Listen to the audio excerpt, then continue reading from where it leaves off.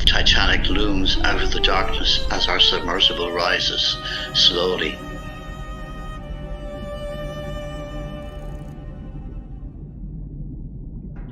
What looks like a large elephant trunk is in fact stalactite-like structures called rusticles. These are formed when iron-eating bacteria attacks the steel and sunken ships.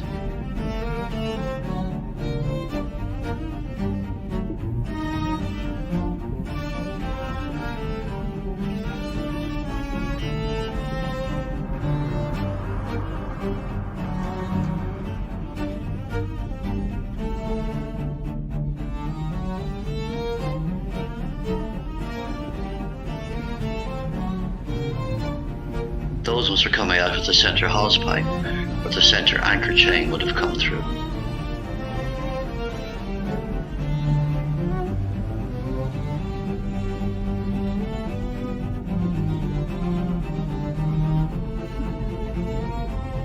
We're now approaching the forward railings of the very prow of the Titanic, and we can see more rusticles draped over those railings and a small little bamboo coral pointing forward.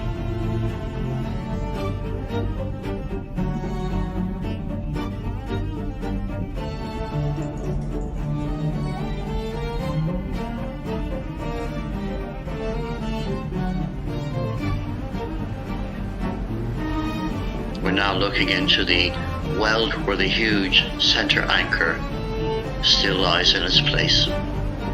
Just above it you can see the crane that would have lifted that out. Age is taking its toll on the shipwreck and the railings are starting to collapse outwards.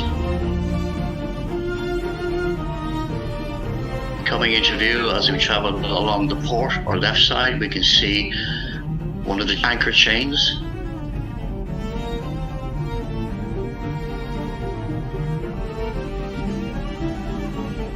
And in the distance on the right hand side, some mooring bollards and a very large bronze capstan comes into view.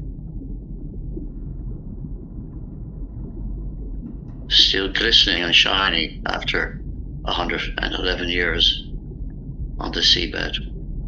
The anchor chains are now moving there towards the windlasses where they would have pulled them back down into the chain locker at the bottom of the ship.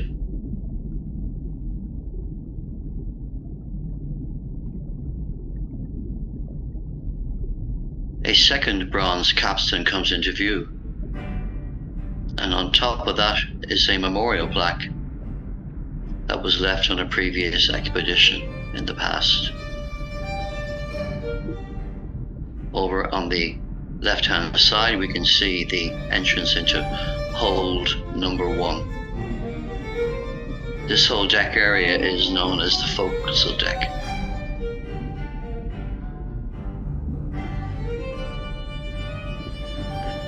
What looks like a wall there in the background is actually a breakwater or wave break, as it's described. This would have deflected large waves that were breaking over the bow of the ship and deflect them away to the sides.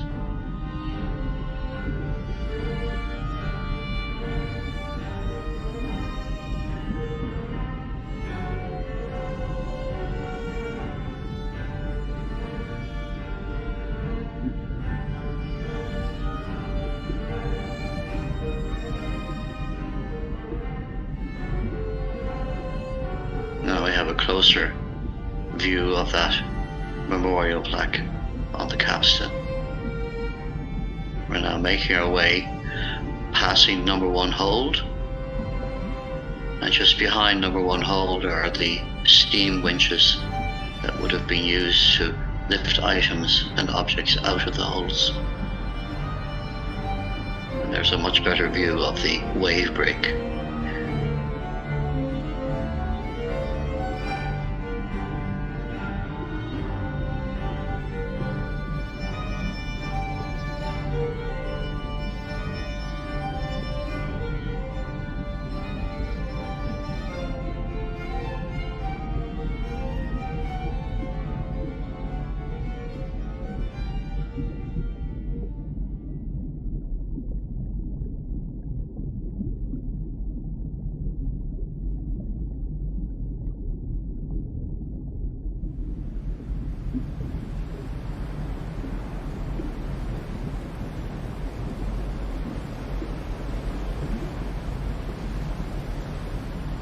And now we approach the foremast or main mast of the ship, which is completely collapsed, lying across more steam winches.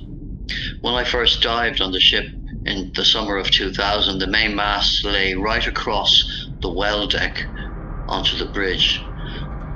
And now, as we can see, it has completely collapsed. It's very sad to see it like this. Looking down into the well deck, we can see the doorway that would have stepped out onto the crow's nest. The crow's nest where Frederick Fleek, the lookout, spied the iceberg. The bell would have hung just above the doorway on that hook.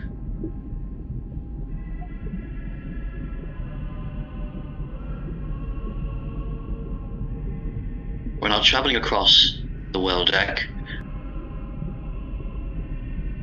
One of the electric cranes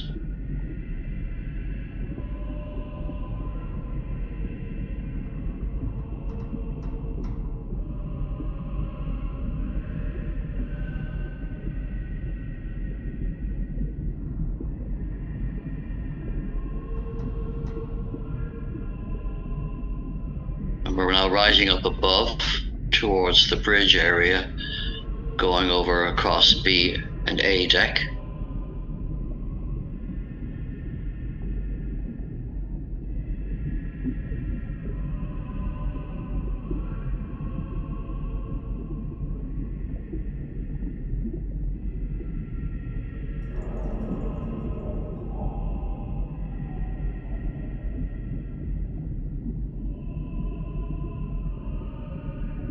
The whole area of the bridge on the Titanic was made out of timber, and it got destroyed in the sinking. And all that is left in that whole area is the bronze telemotor. The telemotor was a pump that the main wheel was attached to.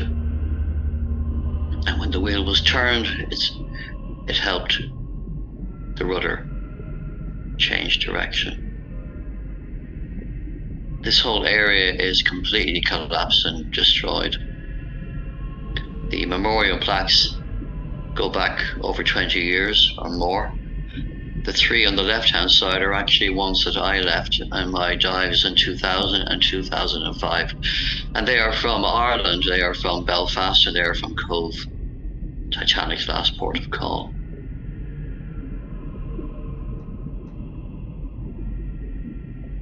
Just there on the left-hand side, you can see a bent, shiny bar. That bar, we believe, is the remains of the linkage that brought the steering wheel connection to the forward steering wheel in the bridge. This great shot gives us a whole panoramic view of that area.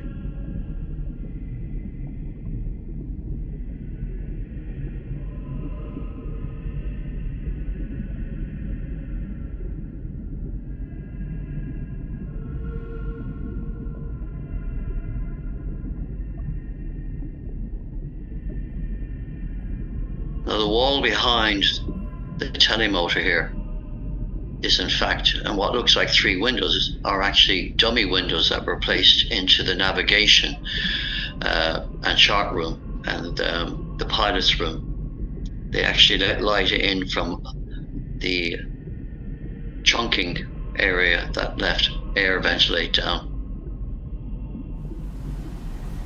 On the left there is the remains of Captain Smith's cabin, which is completely destroyed now. It was quite intact when the wreck was first discovered in 1985. But nature is taking its toll. We're now approaching the casing number one, the funnel, where the funnel number one was, which would have gone all the way down to the boiler rooms and the uptakes for the smokestacks.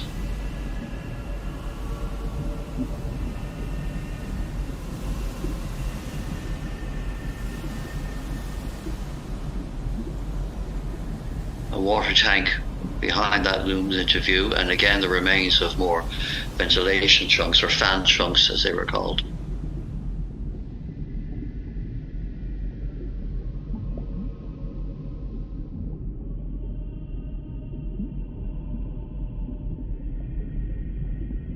now we're just coming towards the expansion joint, and we can see the remains of skylights and holes in the roof there, and they led down into the Marconi room where Jack Phillips and Harold Bride sent out their messages, their SOS messages of distress.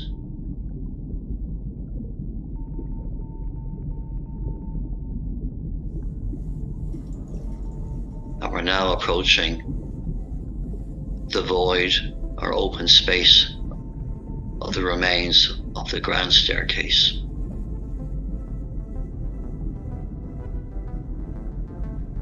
There's nothing to see of the ground staircase. That was completely destroyed in the sinking.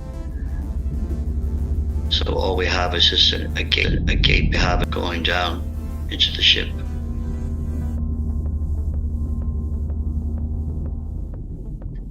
We'll be coming back to that in a few minutes just to have a better look.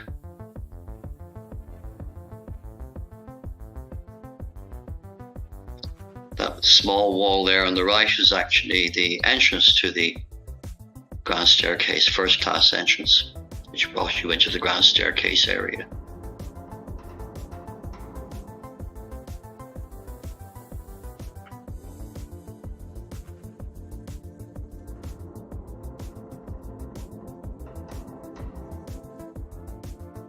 This area we're approaching now is the reading and writing room area and the first class lounge. And it's also the area where the ship broke in two, so a lot of this is quite destroyed and a bit difficult to make out. But just to the left hand side there is the void where the second funnel was.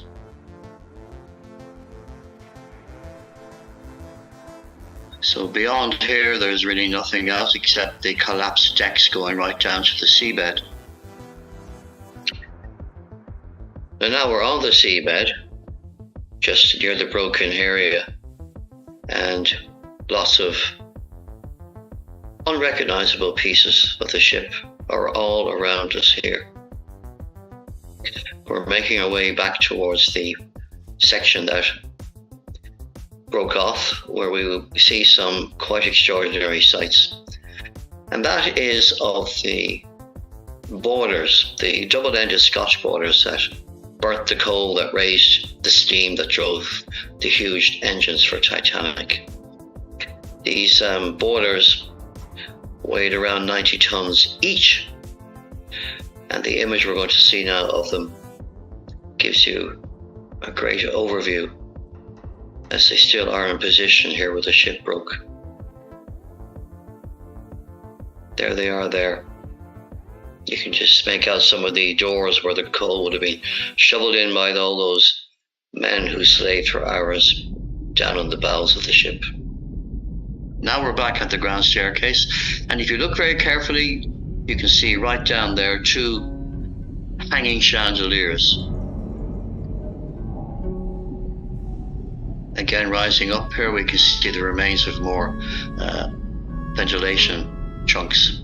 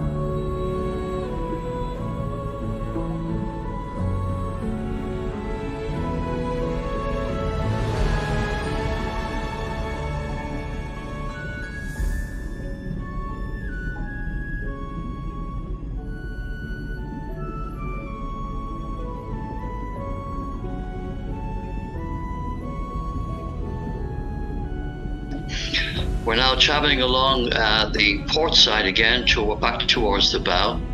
The boat deck just there on the right hand side, and one of the two remaining lifeboat davits hanging out.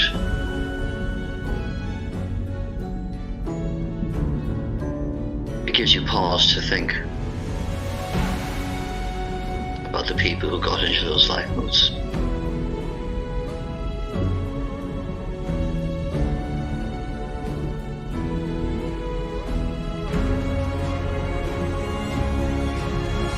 The davit is just hanging in there in the darkness, reminding us of the great tragedy that occurred.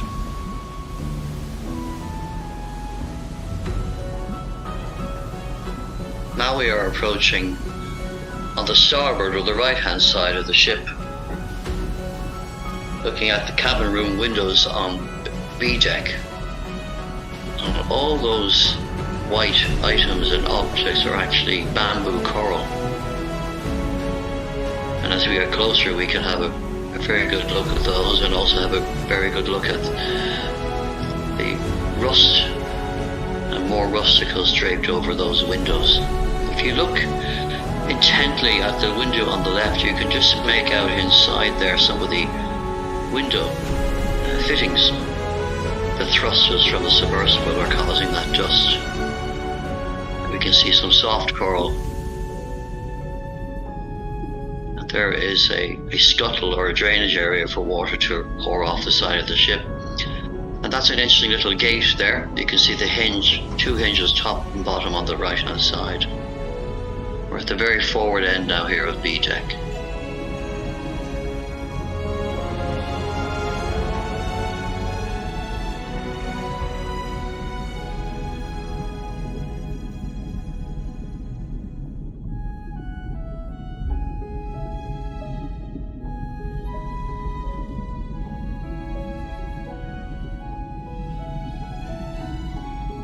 And we're now just coming into view will be the well deck, just below the bridge area, and B and C decks, where the electric cranes and holds number 2 and 3 are.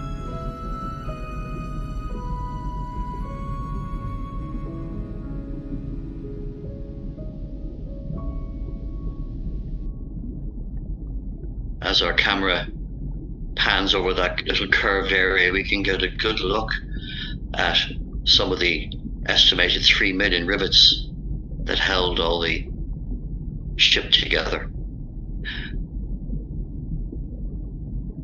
In the background there is the other electric crane.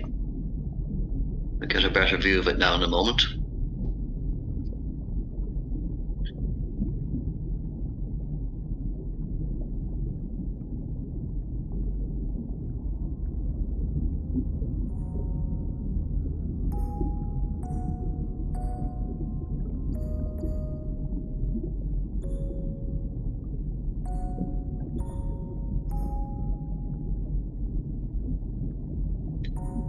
And now we're panning away back towards starboard side of the forecastle deck, and we can see the anchor chains again, some triple fair leads in the distance, the anchor crane again in front of us, and a little hatch there.